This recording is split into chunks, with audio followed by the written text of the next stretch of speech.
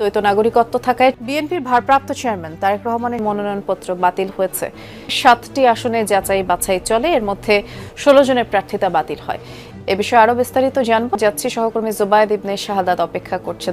বৃষ্টি, বিএনপির নবনিযুক্ত চেয়ারম্যান জনাব তারেক রহমান তার লন্ডনে এবং বাংলাদেশে দ্বৈত নাগরিকত্ব থাকায় এবং তার সম্পদের হিসাব সঠিকভাবে না দেওয়ায় মূলত তার মনোনয়নপত্র বাতিল ঘোষণা করা হয়েছে। ত্রয়োদশ জাতীয় সংসদ নির্বাচনের মনোনয়নপত্র যাচাই বাছাইয়ের বিএনপির ভারপ্রাপ্ত চেয়ারম্যান তারেক রহমানের মনোনয়নপত্র বাতিল হয়েছে, বৈধ ঘোষণা করা হয়েছে। ঢাকা 13 আসনে বিএনপির প্রার্থী ববি হাজ্জাজ, খেলাফতে মজলিসের প্রার্থী মামুনুল হক সহ 6 জনের মনোনয়নপত্র। একজন রাজনীতিবিদ যখন জনপ্রতিনিধি হওয়ার জন্য প্রথম ধাপ ফেলেন, তখনই তিনি স্ট্যাম্প পেপারে স্বাক্ষর করে সজ্ঞানে মিথ্যা তথ্য দিয়ে নিজের অসত্যতার প্রমাণ রাখেন। ঢাকার অভিজাত এলাকায় যার 5 কোটি টাকার বাড়ি রয়েছে, হলফনামায় তিনি অবলীলায় সেটির দাম দেখান মাত্র 30 লক্ষ টাকা। তারেক রহমান তিনি লন্ডনের নাগরিক, এ ব্যাপারে শক্ত প্রমাণ রাজনৈতিক বিশ্লেষকদের হাতে এসেছে এবং সাংবাদিকদের হাতে এসেছে। তারা শক্ত প্রমাণ নিয়ে ইসির কাছে আবেদন করেছে যে এই যে তারেক রহমান সে লন্ডনের নাগরিক, এইটা সে তার হলফনামায় উল্লেখ করে নাই, এই বিষয়টি সে এড়িয়ে গেছে। সুতরাং হলফনামায় কেউ যদি অসত্য তথ্য দেয় তাহলে বাংলাদেশের আইনে সে নির্বাচনের জন্য অযোগ্য বিবেচিত। বাংলাদেশের আইন সবার জন্য সমান, হোক সে দলের কেউ প্রধান অথবা সাধারণ একজন মানুষ, সকলের ক্ষেত্রে একই আইন প্রয়োগ হবে। সুতরাং বাংলাদেশের আইন অনুযায়ী কেউ যদি মনোনয়নপত্রে ভুল তথ্য উল্লেখ করে অথবা কারো যদি দ্বৈত নাগরিকত্ব থাকে, তাহলে তার মনোনয়নপত্র বাতিল বা অবৈধ বলে বিবেচিত হবে। যেরকমটা আমরা দেখেছি যে বাংলাদেশ জামাত ইসলামীর কিছু প্রার্থী তাদের মনোনয়নপত্রে এদিক সেদিক হয় বা ভুল তথ্য দেওয়ায় এবং তাদের দ্বৈত নাগরিকত্ব থাকায় তাদের মনোনয়নপত্র বাতিল বা অবৈধ বলে বিবেচিত হয়েছে। তখনই দেশের সর্বসাধারণ আওয়াজ তুলেছে যে যদি জামাত ইসলামের প্রার্থীদের দ্বৈত নাগরিকত্ব থাকার কারণে বা তথ্যে ভুল থাকার কারণে তাদের মনোনয়নপত্র বাতিল হয়, তাহলে বিএনপি চেয়ারপারসন জনাব তারেক রহমান তার লন্ডন এবং বাংলাদেশ দুই দেশে দ্বৈত নাগরিকত্ব থাকায় এবং তার মনোনয়নপত্রেও ভুল তথ্য দেওয়ায় তার মনোনয়নপত্রও তো বাতিল এবং অবৈধ বলে বিবেচিত হবে। যেই কারণে এবার মনোনয়নপত্রে ভুল তথ্য উল্লেখ করা এবং দ্বৈত নাগরিকত্ব থাকায় বিএনপির চেয়ারম্যান জনাব তারেক রহমানের মনোনয়নপত্র বাতিল বা অবৈধ বলে বিবেচিত হচ্ছে। দর্শক, এ বিষয়ের কিছু অংশ ভিডিওর শুরুতে শিরোনামে আপনারা দেখেছেন, বিস্তারিত দেখবেন পুরো ভিডিও জুড়ে। এ বিষয়গুলো দেখার পূর্বে আপনাদের একটা অনুরোধ করব, যারা আমাদের চ্যানেলে নতুন আসছেন চ্যানেলটি সাবস্ক্রাইব করে অল ক্লিক করে বেল আইকনটি চালু করে দিবেন। দর্শক, চলুন আমরা দেখব যে এবার ভুল তথ্য দেয় এবং দ্বৈত নাগরিকত্ব থাকায় যে এবার বিএনপি চেয়ারম্যান তারেক রহমানের মনোনয়নপত্র অবৈধ বা বাতিল হচ্ছে, সেটা আমরা দেখব। সেটা দেখার পূর্বে চলুন প্রথমে আমরা একটু দেখে আসি যে বিএনপির চেয়ারম্যান জনাব তারেক রহমান তিনি তার হলফনামায় কি কি তথ্য দিয়েছেন এবং হলফনামার যে গরমিল এখন প্রকাশ্যে এসেছে সেটা আমরা প্রথমে কিছু অংশ দেখে এরপর ওই বিষয়টা দেখব। ধৈর্য ধরে একটা লাইক দিয়ে ভিডিওটি শেষ পর্যন্ত দেখতে থাকুন। পেশা রাজনীতি, সর্বোচ্চ শিক্ষা উচ্চ মাধ্যমিক, বার্ষিক আয় 6,76,353 টাকা, নিজের নামে নেই কোনো বাড়ি বা অ্যাপার্টমেন্ট। রিটার্নিং কর্মকর্তার কাছে জমা দেয়া হলফনামায় এই তথ্য দিয়েছেন বিএনপির ভারপ্রাপ্ত চেয়ারম্যান তারেক রহমান। আর দ্বৈত নাগরিকত্ব নেই বলেও হলফনামায় উল্লেখ করা হয়েছে। তারেক রহমান বগুড়া 6 এবং ঢাকা 17 আসন থেকে আসন্ন সংসদ নির্বাচনে প্রতিদ্বন্দ্বিতা করবেন। 17 বছর পর যুক্তরাজ্য থেকে সম্প্রতি দেশে ফিরেছেন বিএনপির ভারপ্রাপ্ত চেয়ারম্যান তারেক রহমান।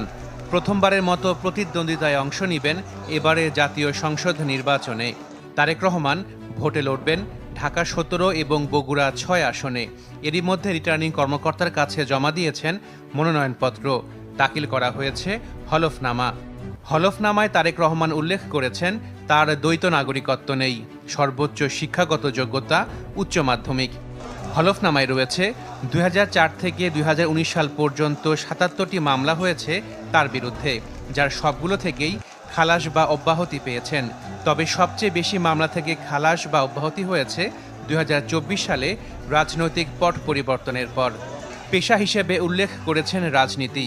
মনোনয়নপত্র দাখিলের সময় পর্যন্ত তারেক রহমানের নগদ অর্থ ব্যাংকে জমা মিলিয়ে মোট ৩১,৫৮,৪২৮ টাকা আছে।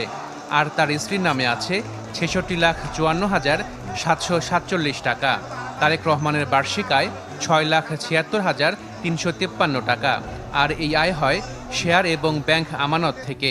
হলফনামায় উল্লেখ করা হয়েছে তারেক রহমানের এফডিআর আছে ৯০,২৪,৩০৭ টাকার, আছে ২.০১ একর এবং ১.৪% জমি।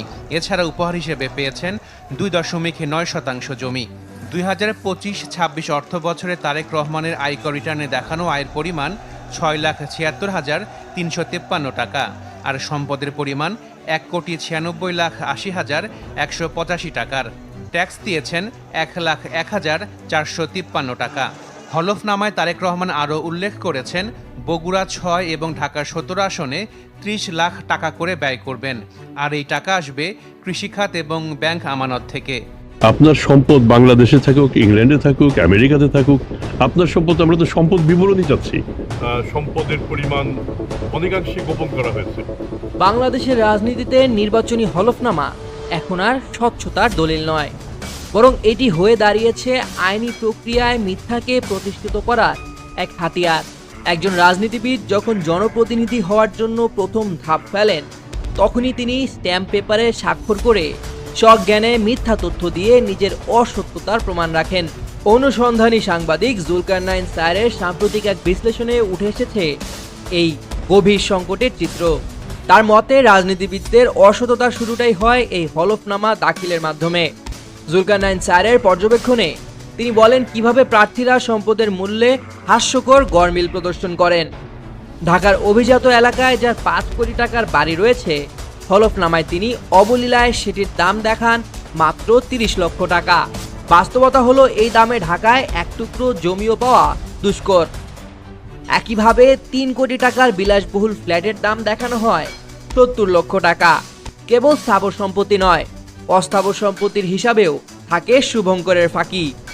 বেডরুমে হয়তো ৪ লক্ষ টাকার রাজকীয় আসবাবপত্র, কিন্তু কাগজে তা দেখানো হয় ৪০,০০০ টাকা। স্বর্ণের আকাশচুম্বী বাজার দর উপেক্ষা করে কেউ কেউ দাবি করেন তাদের ১০ ভরি স্বর্ণের দাম নাকি মাত্র ১ লাখ টাকা। এই তথ্যগুলো কেবলই অসত্যই নয়, সাধারণ মানুষের বুদ্ধিমত্তার প্রতি এক ধরনের উপহাস। জুলকারনাইন স্যারের মতে হলফনামার অসঙ্গতির সবচেয়ে প্রকট রূপটি দেখা যায় প্রার্থীদের জীবনযাপন ও আয়ের তুলনামূলক চিত্রে। তিনি উল্লেখ করেছেন, যিনি কোটি টাকার প্রাডো গাড়ি ছাড়া রাস্তায় নামেন না, প্রতি সপ্তাহে ৫ তারকা হোটেলে পরিবার নিয়ে ডিনার করেন এবং প্রতি ২-৩ মাস পর পর বিদেশ ভ্রমণে যান, হলফনামায় দেখা যায় তার বাৎসরিক আয় মাত্র ৩ লক্ষ টাকা। জীবনযাত্রার ব্যয়ের সঙ্গে আয়ের এই বিশাল গরমিল অর্থনীতির কোনো চিত্রেই মেলে না। পাশাপাশি দ্বৈত নাগরিকত্ব গোপন করার প্রবণতাও এখন ওপেন সিক্রেট বলেই মনে করছেন এই সাংবাদিক। অনেকেই বিদেশি পাসপোর্ট গোপন রেখে হলফনামায় অসত্য তথ্য প্রদান করেন। বিশ্লেষকদের মতে হলফনামার তথ্য যাচাইয়ে নির্বাচন কমিশনের ভূমিকা অনেকটা পোস্ট অফিসের মতো। তথ্য গ্রহণ করা হলেও সত্যতা যাচাই বা অসঙ্গতির বিরুদ্ধে কঠোর ব্যবস্থা নেওয়ার নজির নেই বললেই চলে। জুলকারনাইন স্যারের মতে ইসির এই নির্লিপ্ততাই প্রার্থীদের মিথ্যাচারে উৎসাহিত করছে। রাজনীতির শুরুতে এই অসততা ভবিষ্যতে প্রাতিষ্ঠানিক দুর্নীতির পথ প্রশস্ত করে। তাই দুর্নীতির মূল উৎপাটনে হলফনামায় স্বচ্ছতা নিশ্চিত করা অপরিহার্য। এখন পর্যন্ত নির্বাচন আয়োজনে নির্বাচন কমিশনের পদক্ষেপ ইতিবাচক থাকলেও কিছু বিষয়ে থেকে গেছে প্রশ্ন, যার মধ্যে আছে একটি দলের প্রতি পক্ষপাতমূলক আচরণ। এছাড়া প্রশ্ন আছে বিদেশি পর্যবেক্ষকদের থাকা খাওয়ার খরচ বহনের বিষয়টি। তবে নির্বাচন সুষ্ঠু অবাধ করতে প্রশাসন ও পুলিশকে নিরপেক্ষ ভূমিকা পালনের আহ্বান বিশ্লেষকদের।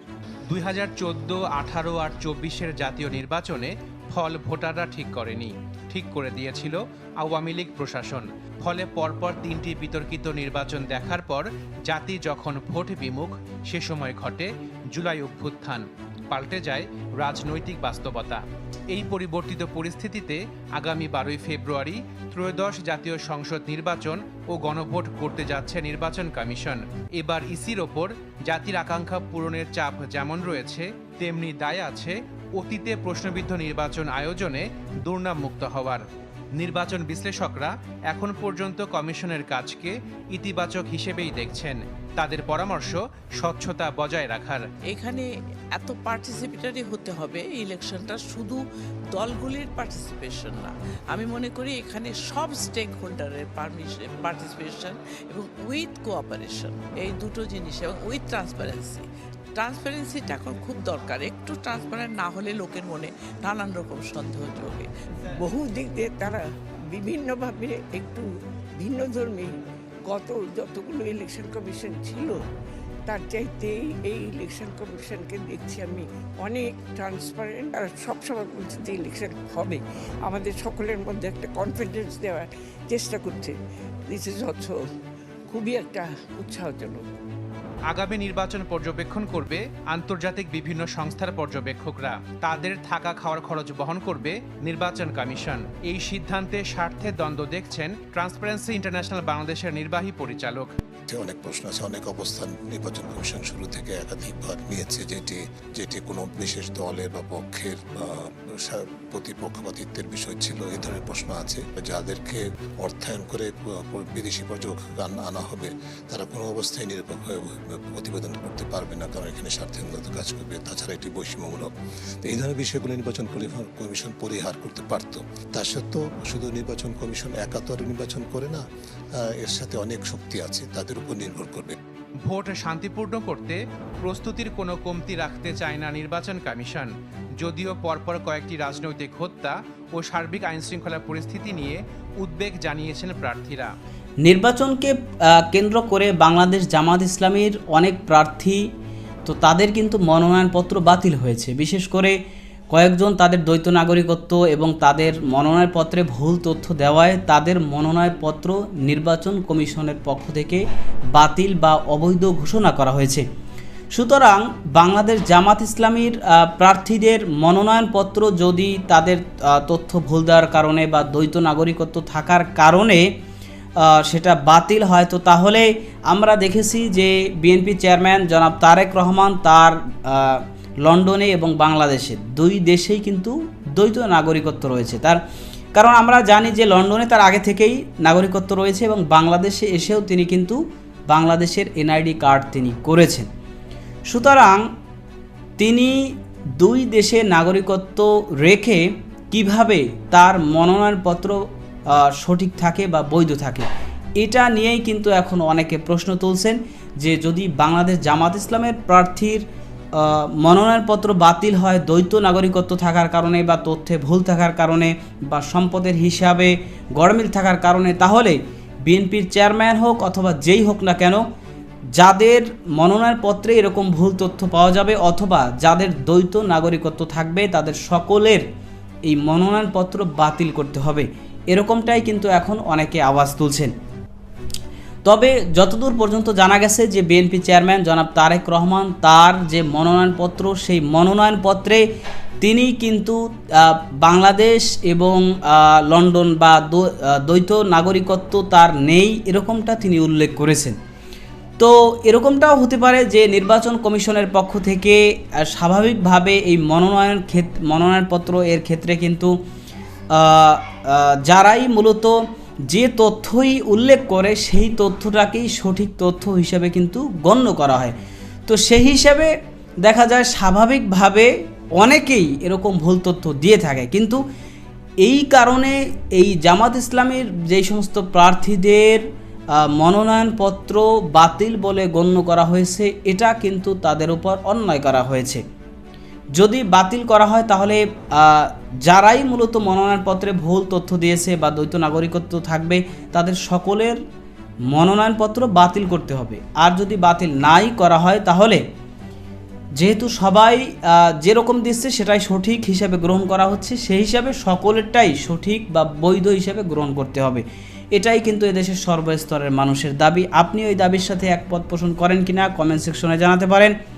ভালো থাকবেন, সুস্থ থাকবেন, দেখা হবে নতুন কোনো ভিডিওতে, কথা হবে নতুন কোনো বিষয়। আজকে পর্যন্তই। আসসালামু আলাইকুম ওয়া রাহমাতুল্লাহ।